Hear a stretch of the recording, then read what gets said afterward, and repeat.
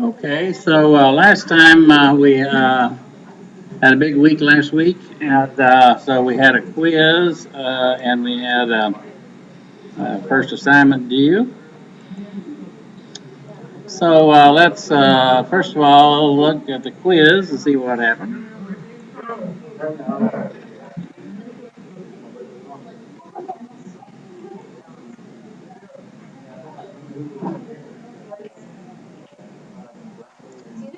There's a grade online grade sheet that says zero for merging with the computers. It's just the name of the book, and it has a zero next to it. Okay, And I mean, it just gave me a zero whenever I got on the book for the first time online. And I'm just wondering what that means. it's on your grade. It just put a zero. Okay, Yeah, there's been a few people who cut this one. okay, well don't worry about Okay. it.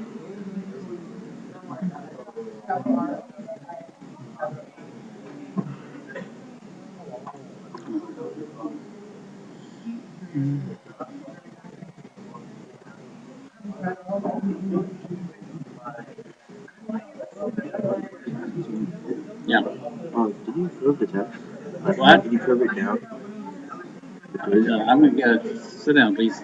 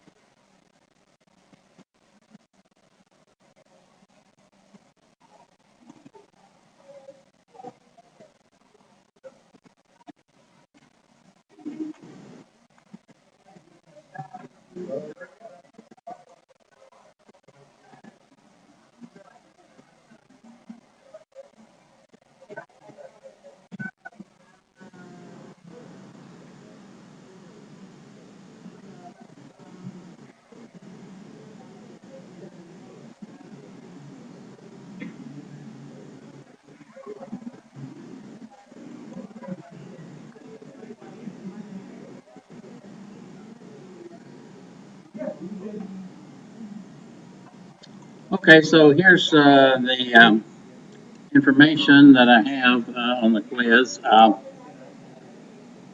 So now on this particular quiz, I did allow two attempts. I normally don't allow two attempts, and in the future there'll only be one attempt. Okay, the reason I allowed two attempts this time is because it was the first time that many of you had done it, and so the technicalities such as entering the answer and then saving the answer. Okay, some of you had already made errors on that, and so I thought it'd be good to go ahead and allow two attempts.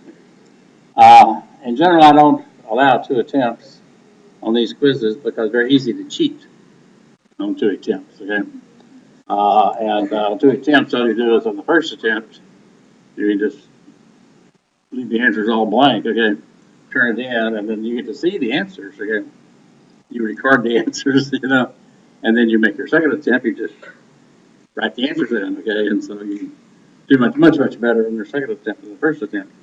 And there were students that did that here. Okay, but so the question is, which attempt to allow, the first one or the second one? Okay. Now, my feeling is this: is the second attempt is a whole lot better than the first attempt. Okay. that there's something wrong, especially concerning two problems in here. Now, the way this works is that this is set up for the computer to grade the test. And the way that works is the question that the teacher puts into the test can either be true, false, multiple choice, or fill in the blank. Now, if it's true, false, you had to type in the question, and then you had to type in for the computer to do the grading whether the answer is true or false. If it's multiple choice, okay, you also have to type in which of the multiple choice are the correct answer. And if it's a fill in the blank, you have to type in what the student is supposed to fill in. However, I gave two questions on this quiz. One question was, what is your age in binary? Now, of course, not everybody's age in binary is going to be the same. But yet, I have to put in what's the answer. Well, actually, you can put in all possible answers. Okay, it took a long time. So basically, what I did was this. I said, well, I just put in. I took the year 20. I converted that to binary, and gave that as an answer. So the computer is going to do this when it grades the quiz. It's going to look at it and see if you have the binary equivalent of 20. If you do, it's going to say it's correct. If you don't, it's going to say incorrect. Okay? So after the computer grades this quiz, we have to, me and the graders, have to go to those two questions and override the computer. Okay? We have to look at what your answer is, okay? And then decide, because it doesn't have to be 20, right? So then we also have to look at the year you were born. The second question that I put in of that type said, what is the year of your birth in hexadecimal? Well, of course, those I have to agree, right? And so I put in what I thought was 1974, okay? And so if your answer was 1974 in hexadecimal, okay, then it'll be right. But of course, that's not going to be anybody's answer, right? Except the people who, on the second time they took the test, put down exactly what the computer had graded. Okay? They put down they're 20 years old and they were born in 1974. Okay? So there were a number of second attempts, okay, that all said 20 years old and 1974. People are obviously cheaters, okay? And so that has to be dealt with separately. I haven't really quite decided what to do about that, but right now it stands like this. There were 14 people in the class that got between 90 and 100, okay? And then there was 4 here, 9 here, 7, 11, like this, okay? So this was the distribution, okay? And so that turns out an average of 68.60. So it's not bad. It's not bad. It's right where it ought to be. Yeah.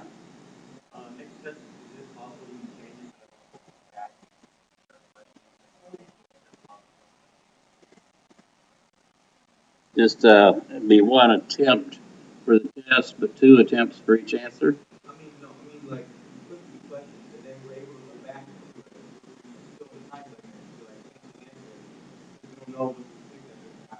Well, you do that already, okay? Well, if you just click the answer, okay, but don't say save answer. Okay? What? Uh-huh. So you want to, well, I can fix it up where you can look at all the questions at the same time. Yeah, I can do that.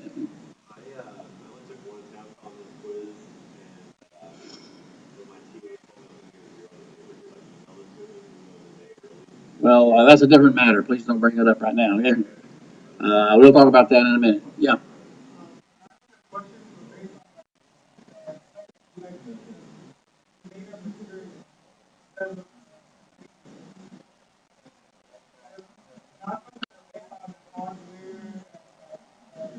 Yeah. Yeah. So, well, you understand that in these quizzes we can't usually cover everything, and I had to pick what I think is interesting to cover. Okay? And so it was the cover material that was announced, right?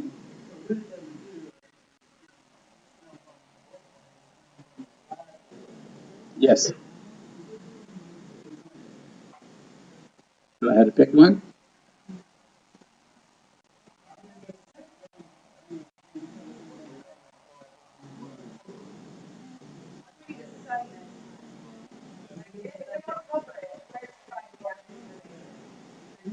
And what he's saying, I tell you exactly what. In this last test, it was CO1, right? And CO2 and what, IO1, right? No, no, CO3 was what I'm going to cover today. I said it's not going to be on software. Okay.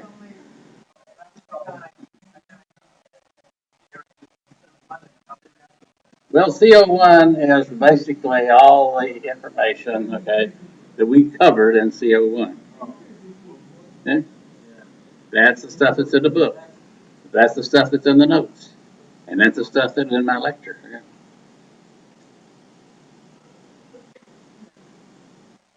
Now, what I what's new is I have been recording these lectures. Okay. However, as of yet, I haven't been able to put them up for you. However, I hope within the next week, I'll have all those lectures up for you as well. But anyway, the grade distribution here is looks like this. Uh, now, this includes some second attempts, that were way better than the first attempts, and which have the year 1974, this fictitious year, sort of as the answer, and 20 years old. And I'm going to look at those again, okay, and I may make some changes there. But anyway, as far as the statistics, these are good statistics. Okay? 14 people in the class, basically 14 people out of, and this is the two classes together, so there's about 60 people in the class. Uh, made A. Okay? And but it would be better, if there's more B's and C's in here. Okay, so there's people that basically uh, sort of know what's going on, and people down here who should know more. So that's about all I have to say about the test. Okay. Now the next thing is the assignment that was put in. Okay, and I met with the TAs uh, on that this morning, and we went over some examples of the assignment and discussed about grading them. And the assignments are now in the hands of the graders, and they are grading them. And I told them that we'll get together again next Tuesday to see how you're doing. They will not have your first assignment done this week. Okay, it takes a little while to read all these things and grade them. I will get together with the graders again next Tuesday, see where they stand, and I hope to be able to tell you next Tuesday, give you an approximation of when they will have those done. And I hope they get them done by the end of next week. But at this point, I don't really know. Okay, so there's that. Now,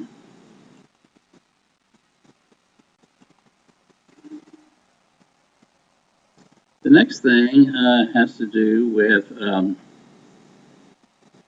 I guess, assignments. Okay, so you finished assignment one, and so that means you're ready for assignment two. So I put up assignment 2 today. And so let's look at assignment 2. So assignment 2 is going to be on presentation software, okay? That is PowerPoint. Okay?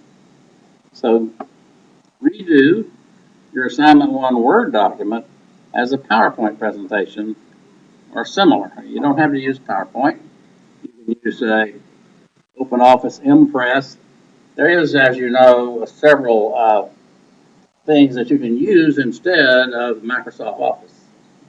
One thing, there's something called OpenOffice, which you can download from the internet free. And it basically has, what corresponds to Word and what corresponds to,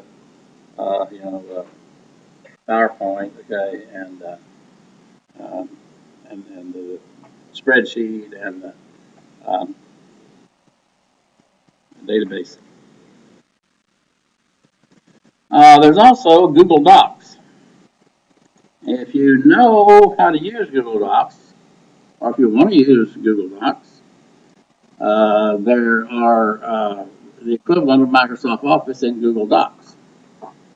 And on the online textbook, there are training films, okay, on how to use all of Google Docs, okay. So if you want to use the presentation software in Google Docs instead of PowerPoint, so you're welcome to do that. Similarly, for the Mac, okay. Uh, uh, Now, and be prepared to give the presentation. Now, here's what we're going to do in the presentations. After this is due, okay, and this is going to be due on October 20th, okay, I will start listening to these presentations, okay, 2 or 3 in each class, okay, till the end of the semester, okay. I'm going to be gone on November 20th, and so the TAs will take over the class. That class is going to be the entire class of these presentations, okay? So we hope to get all these presentations done by the end of the semester. Now, only make 5 or 6 slides for a 5-minute presentation. So have good graphic selection from pictures, charts, timelines, and artworks. There's a big difference in a good research paper and a good presentation. Okay? You can't just take your text from your research paper and make slides out of it. It's the worst possible thing you can do. We now know that the slides that have lots of text on them are very poor slides. Listeners are unable to comprehend lots of text thrown at them on a slide. Slides have to be bottom line things, and they have to omit a lot of kudos, I guess, a lot of sophistication. It has to be sort of very bold, very simple. You have to simplify it, you have to kind of dumb it down and come to the bottom line. Okay? Keep text to a minimum, okay? Major points only. And then there needs to be large, readable fonts, not little bitty fonts, okay, that nobody can read. Select a pleasing template, okay? And for best grade, do some animation, okay? Now, I'm going to do some animation in class, not today, but I'm going to show you how to do animation in PowerPoint if you don't know how to do it already. And other than that, I'm going to kind of do the basic parts of PowerPoint. I'm going to assume you've had some experience with PowerPoint, although you may not know how to do something like an animation. So due date will be October 20th. So any question about this? Okay.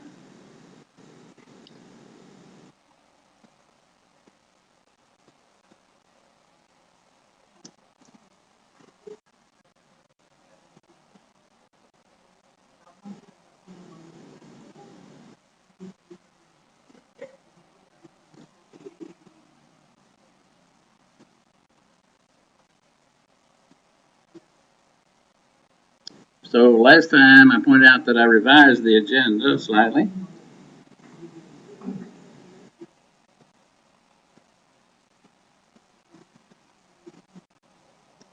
So here we are at the beginning of October. This is week 6 of the class. And so I'm going to talk today about software. Okay. And this week I'm going to talk about software, and I'm going to also talk about presentation. That is PowerPoint. This is found in CO3, okay, and it's found in SO8, okay. I want to hand out assignment 2. I just handed out assignment 2, okay. When I say hand out, that means I put it up on Blackboard, okay. Now, again, let me repeat, okay, there will be another test, okay, in another couple of weeks. There will be test 2. And on test 2, you know, we'll start right here and basically cover this material down here, okay. And it'll cover chapters 3 and 4 and SO8 and SO6, okay, in the textbook. It'll cover CO3, CO4, SO8, SO6 in the slides, and it will cover whatever I talk about in class in CO3, CO4, SO8, and SO6 in class. In class, I basically cover the stuff that's in the textbook and in the slides, okay? But I also add some stuff of my own, mainly things from history or some special example or something like that. And I ask questions on that as well. I've talked about it in class, you know, I ask questions on it. Okay, so today I'm going to talk about software.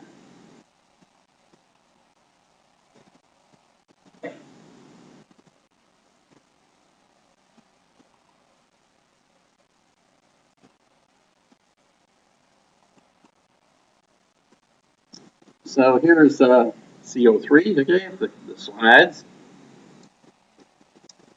And what's the difference between hardware and software? Or what is software?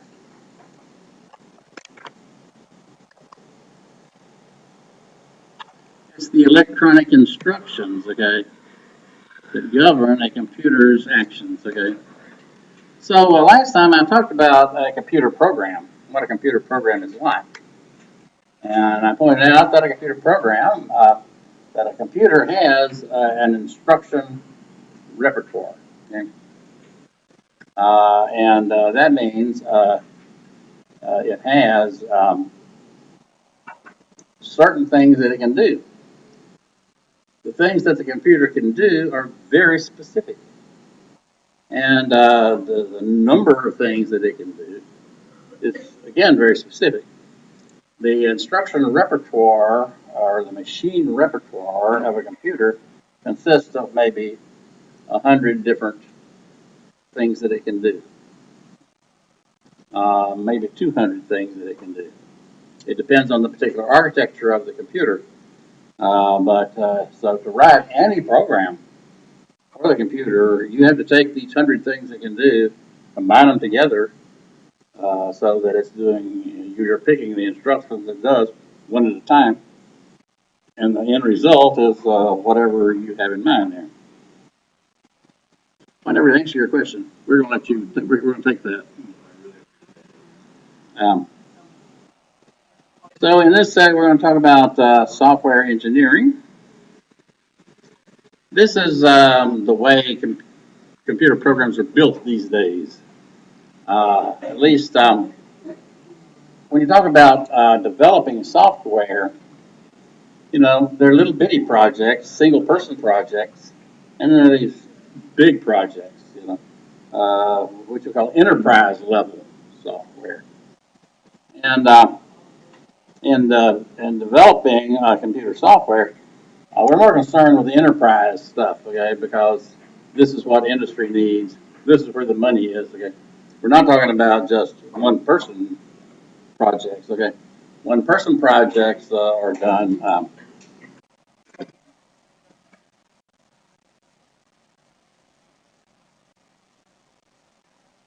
or however the one person wants to do it. Okay. I'm also going to talk about acquiring software and licensing software, and then the different types of software. I want to spend quite a bit of time on system software because the system software is the most important software in the computer. Okay?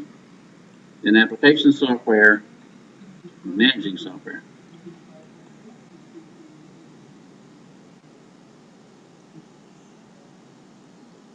So we view software engineering today as being having very distinct steps. First of all, the requirements, of the software have to be laid out, and basically you have to come up with a document saying what the requirements are. This is something that's usually negotiated between the users of the software, basically the customers for this software, and the people who are going to create that software. And the requirement documents are drawn up. Now, usually requirement documents for software uh, fail to say everything they should. Um, Special conditions that might come up uh, in the process of running this software cannot all be foreseen ahead of time. So there's some iteration of this. Once the requirements are known, you then design the software. Software design is itself a very interesting part of this process of building software. And we have some sort of distinct ways of doing this. We then implement the software, we then verify the software, and then we maintain the software.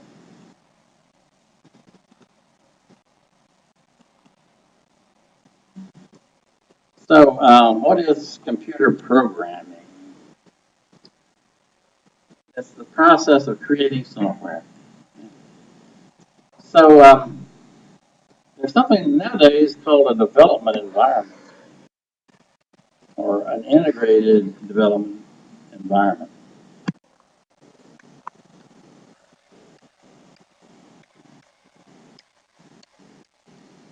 And that's sort of expected of programmers nowadays. It used to be there wasn't any tools given to a computer programmer to do the job of creating software.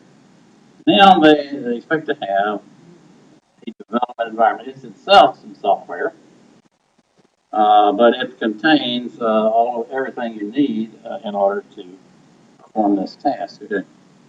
Now, the most widely used integrated development environment is something called Microsoft Visual Studio.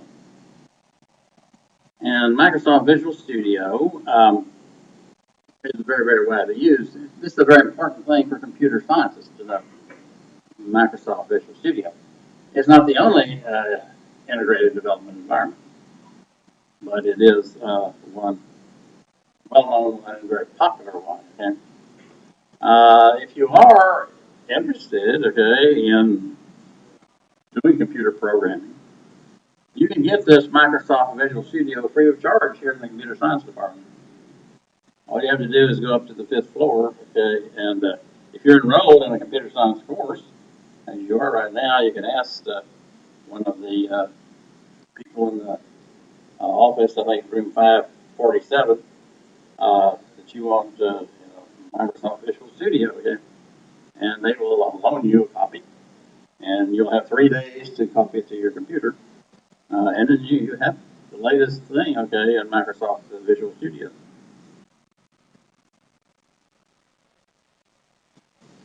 Okay, so all programming is done in some sort of programming language.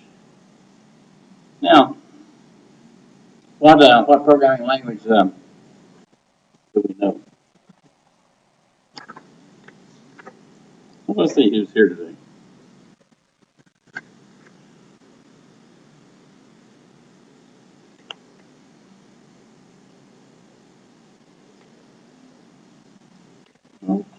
So,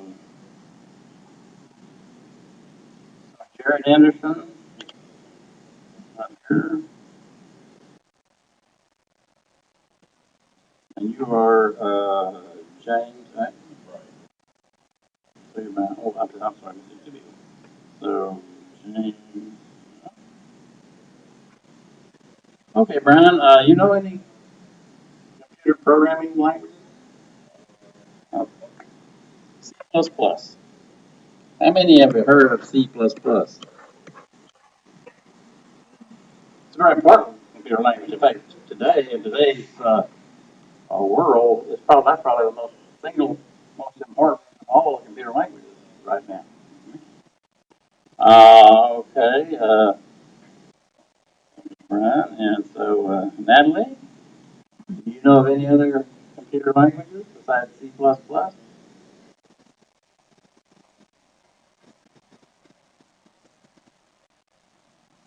Did you know of C++? Never heard of any computer languages?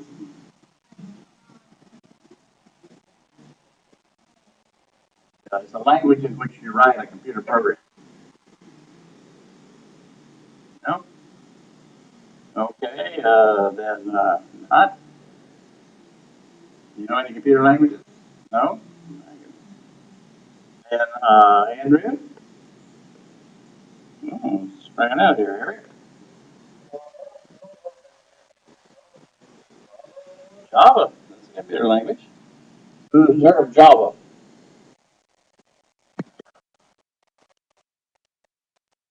Okay. Anybody else? Name a computer language. Yeah. C. Okay. Anybody else? Python.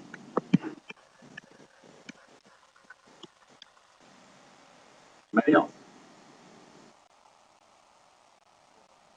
What? COBOL.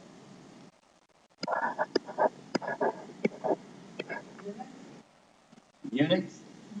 Unix is not a computer language. It's an operating system. Fortran.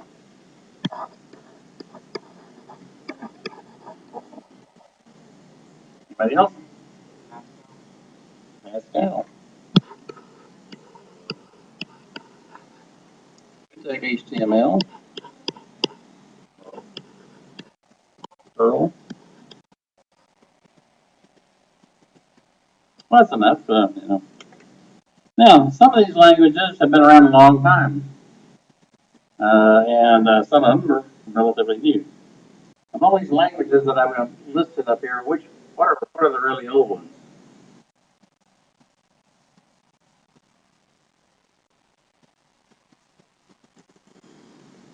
Well, these right here, these are the really old computer languages. I mean, these date back to, I think, Fortran, the first Fortran compiler goes back to about 1957, I believe it is. Yeah.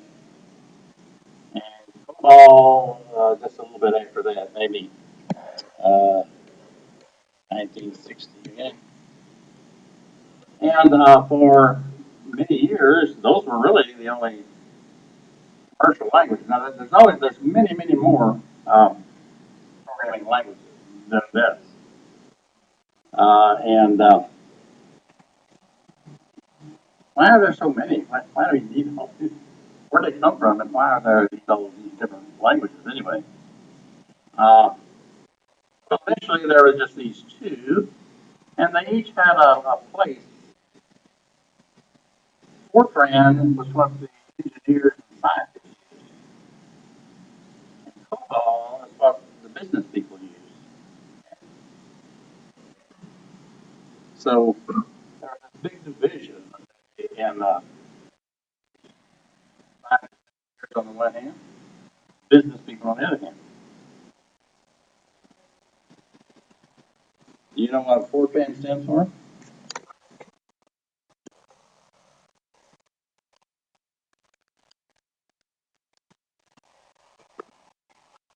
It stands for Formula Translation.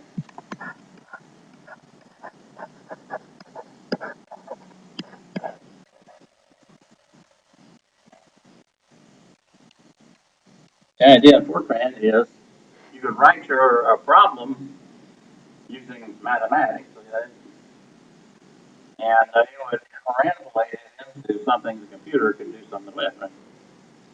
What does COBOL stand for? By the way, both these languages are still alive and they use today. COBOL stands for the Common Business Oriented Language.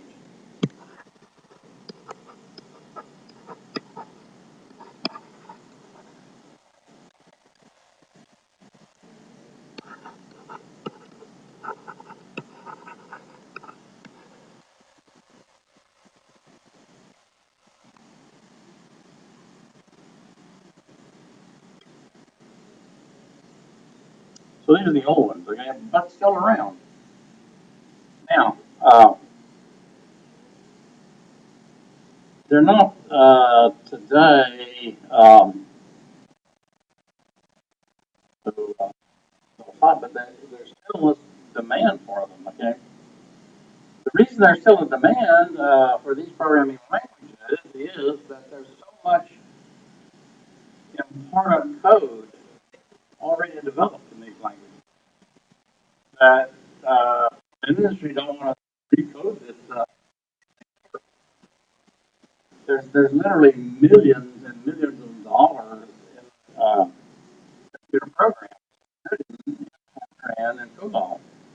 The legacy applications are them alive. And someone talked about Pascal.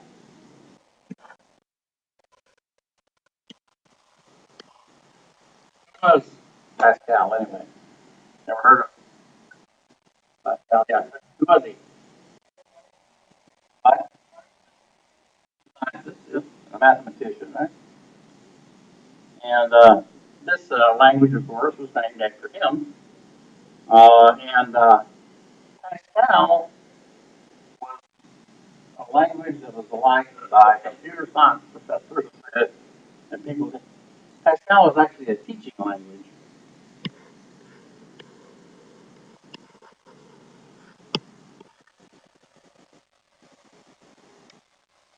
So in teaching computer programming in school, you had to choose between Fortran and COBOL.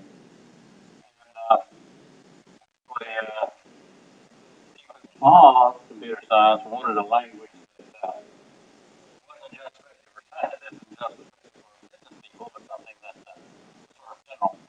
So this language Pascal, and so it was basically the teaching language for a long time. Pascal is now a dead language. So we have dead computer languages today, just like Latin. Nobody uses it anymore. Pascal's gone.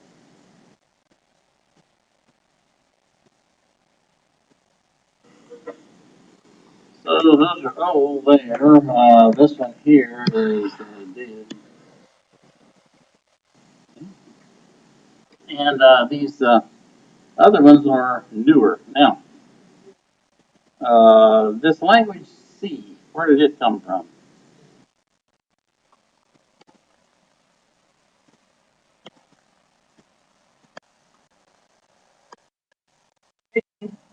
Was invented at Bell Labs.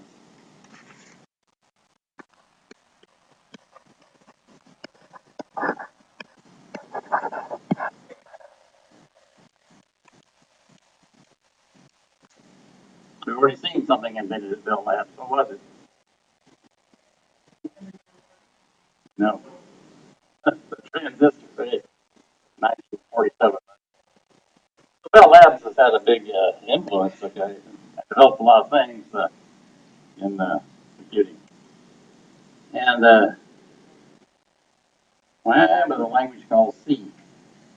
Well, at Bell Labs, they are in the business. They were, I guess, in the business of looking at computer languages, and other people were too. There was a language called A, and then it evolved into a language called B, and that evolved into C. And C was finally good enough to actually work with. And so C became sort of a language